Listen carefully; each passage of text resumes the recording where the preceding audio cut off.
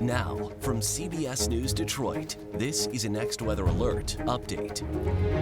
Thanks for joining us at 6. I'm Terrence Friday. And I'm Meredith Bruckner. Get ready for some cold and snowy conditions tonight. Next weather meteorologist Ahmed Badji is tracking a snow squall. We're taking a live look out at Campus Martius right now, where we're getting ready for an early winter system. Yeah, it's going to be cold and you want to be careful. We've got team coverage tonight with Alicia Bergio talking with those road crews about how they're preparing, and also Walter Murphy on the road and the Next Weather Tracker. First, though, we're going to head to the Next Weather Center with Ahmed to see what he is tracking for us. Ahmed? Lots of snow and cold and wind and everything but that frozen kitchen sink going on into tonight. Remember, the snow amounts we're going to get are not some big high numbers. So don't let that fool you, though. The issue is a snow squall. Well, what is that? I'll explain in a moment. But off to our west, you can see that snow and kind of the stronger line that's beginning to form, especially that solid blue out over Lake Michigan right now. As we said, of course, we've got the Next Weather Tracker out on the road, and we'll get to that shortly. But our northernmost counties, winter weather advisories for tonight: Lapeer, St. Clair, and Sanilac counties, because you're expected to get the most of the snow, but also the strongest of the winds to keep it blowing around tomorrow. That's the issue for you. The rest of the area, picking up the snow, but also staying away from the worst of it. What you can see for tonight is that line moves in and then spirals through those northern counties. The snow squall arrives mainly between about 8 and 10 tonight, continuing through 11 o'clock, though. The arrival is right around there. A flash freeze follows up, so the temperatures drop behind it pretty fast, and we crater by the start of the morning tomorrow as wind chills drop into the low single digits. For some spots, as close to 0 as we can get. So it's going to be a cold start to the day. Okay, but what in the world is a snow squall? So it's a strong, heavy-duty line of snow. It moves in fast. It's gone just as quickly, but it's a rapid drop in visibility, and for about 20 minutes, you're getting hit with that snow. So you can pick up 1 inch or even 2 inches of snow in almost half an hour or less, which can cause a lot of hazardous driving. The chance to refreeze the roads tonight, or the likelihood that it will, is the other issue. So we're going to time out that cold, we'll time out the wind, and we'll show you which towns are expected to see the heaviest from that line as it moves in tonight. That's coming up.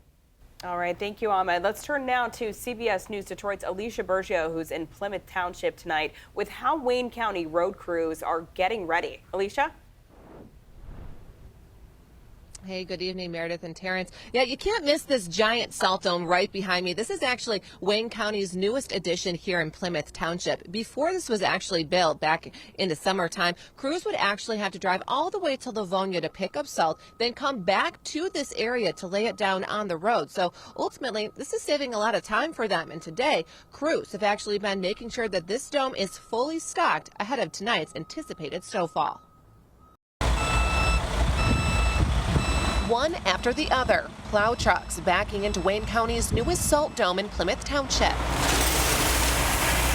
dropping mountains of salt to keep supply up before tackling Michigan's snowy roads. In total, we cover about 4,500 lane miles. Wayne County Public Services Deputy Director Scott Kabuwatin says his team is ready to hit the ground running. With dozens of employees and a fleet of more than 100 trucks, roads will be prepped and maintained. Top priority? We're looking at those roads that are high-speed roads and freeways, and the more frequently traveled roadways and side streets. Kabuwatin says the county uses a mixture of rock salt and liquid brine to create a better grip for vehicles on the roadways. We use that brine to pre-wet the salt. So as it's coming out of the back of the truck, it wets the salt down. That activates the salt, makes it work a little quicker as soon as it hits the road. Right now, crews are on standby, monitoring weather conditions. But once the snow begins to fall, these trucks will be out. Once we see that the snow is coming, then we'll start doing some pre-salting, looking at bridge decks, some of those areas that get a little icy and a little slick early on. Slow down, take it slow when in the snow.